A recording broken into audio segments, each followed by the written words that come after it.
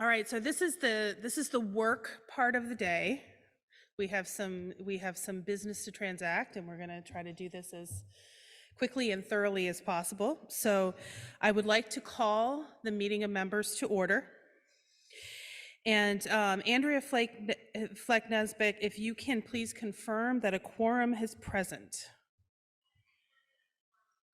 Great, thank you. Welcome everyone to our 47th annual meeting of members.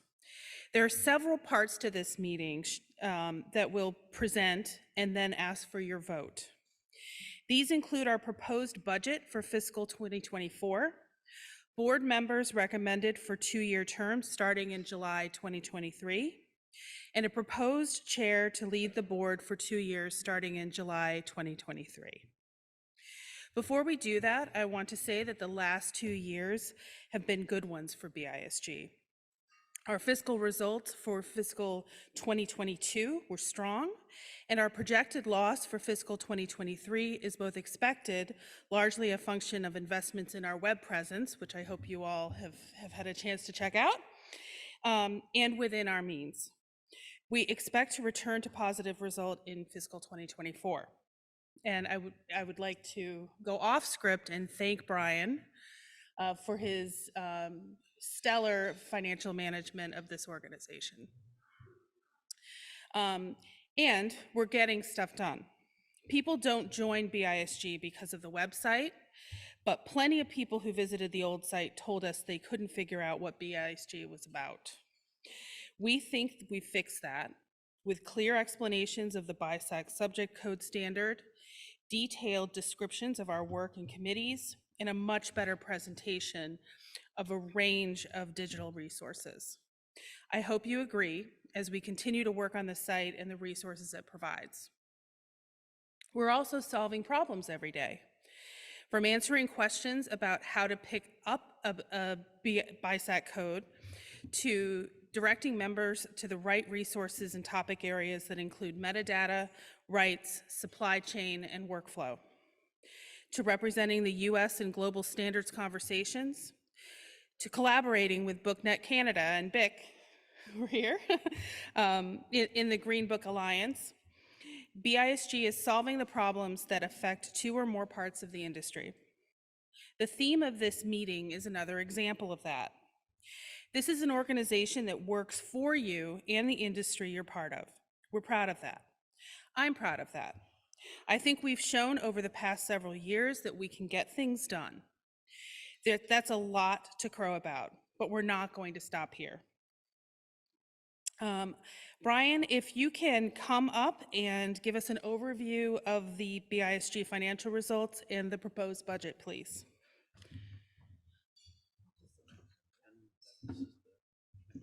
Slides if you need it. So this is a 6-year look at the BISG financials. Our fiscal years end on June 30th of each year. The results for 2019 through 2022 are final audited figures. Our most recent audit was delivered in December last year. It covered the fiscal year ending June 30th, 2022. It was a clean audit with no exceptions or concerns. And if you love reading audits, you just send me a note and we'll get you a copy. We're in the final quarter of fiscal 23, and the numbers that are shown there in the second column from the right are a projection of where we expect to end up in June. The projected loss would actually be our first since 2016. It reflects to a certain extent a dip in membership income in the current year, as well as increased costs associated, as Kathleen said, with the website redesign. There's a chance we might squeak by with a positive result when all sorted out, particularly if bad debt doesn't materialize at projected levels, but this is our best guess at the moment. The proposed budget for fiscal 24, which is the one we'll be voting on the far right column on this chart, anticipates about a 4.8% increase in revenue, which in dollar terms is driven more or less equally by membership dues and publications, programs, and conferences. Some of the growth in membership income is the full year effect of members that we've gained since the website overhaul, and that's a trend that we hope will continue in fiscal 24. Program revenue will grow in 2024 as we add back some in-person events, particularly our rights program, which had been held in September each year until the pandemic. And we seek more sponsorship support. We're also planning to charge non-members for access to at least some of our online content. As it's useful, we find it popular, and it's largely subsidized by membership revenue at the moment. Expenses are expected to increase about 2.6%, which in the current inflationary environment might be an understatement, but we think it's pretty close. And we're planning to deliver, as a result, a small operating surplus in the coming year. It's not a big cushion for a small association, but our reserves are adequate, and we're continuing to look at options to grow revenue while managing costs. So with that as a kind of an overview, are there any questions that you might have that I can answer about the proposed budget, our recent fiscal history, our overall financial position, why I chose the lunch you got? Okay, seeing none, turn it back to you, Kathleen.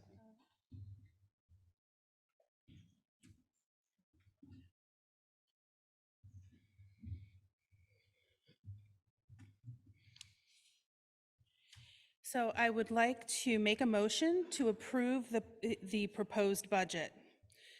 All those in favor, by a show of hands? Those opposed? The measure passes. Great, thank you.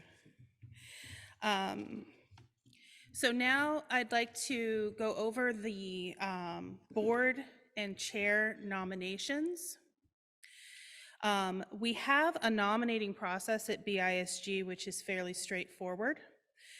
There is an annual open call for nominations, and you can be self-nominated, and actually most candidates are self-nominated. So if you have an interest in participating on the board, I encourage anyone who's interested to self-nominate next year.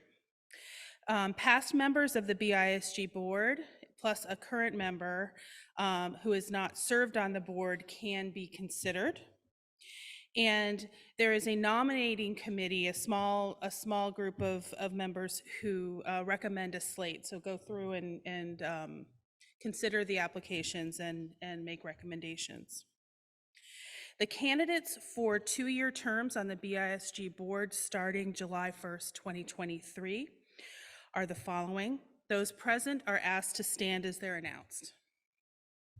Jason Farrell, University of Toronto Press.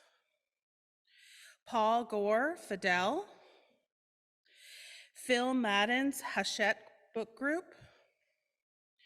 Bridget Marmion Group. James Miller, Barnes & Noble. Sabithri Prasad, Firewater Media Group.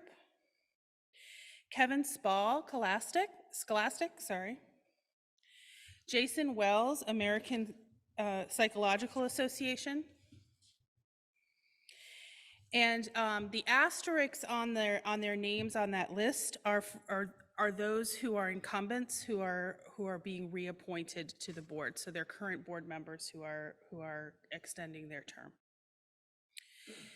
I'd like to request a motion to elect the slate.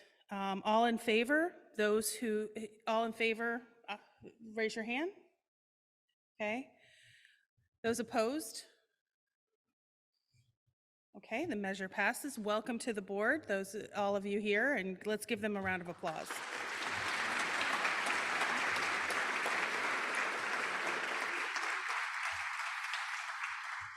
So we'd also like the membership to vote for Joshua Talent to serve as the chair for a 2-year term starting July 1st. I'd like a motion to elect the chair. All in favor? Raise your hand. All opposed?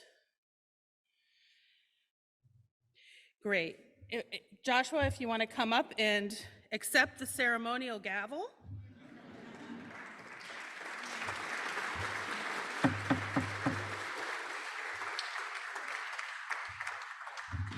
Not yet, not yet. No, you can stand here if you want. You want to get used to it? All right, Brian? You can have it now. Thanks. So we have 6 outgoing board members, and we want to thank them for their service. We had an opportunity to do it by resolution at the board meeting that took place yesterday afternoon. But those present are asked to stand. I think these have been faithfully serving us for several years. Those we'd like to recognize include David Hetherington of Books International,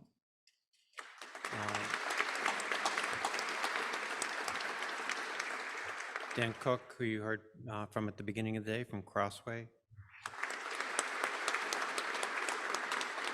Joe Matthews from the Independent Publishers Group, Kathleen Reid, Andrew Savickas from Get Abstract, and way in the back, Brooke Warner of She Writes Press. Congratulations on serving for the board, and maybe congratulations on getting off of it.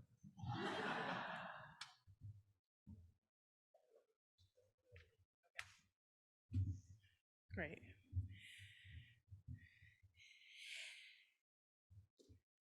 Is there any other business to be considered? All right, I'd like a motion to adjourn. Everyone in favor? All right.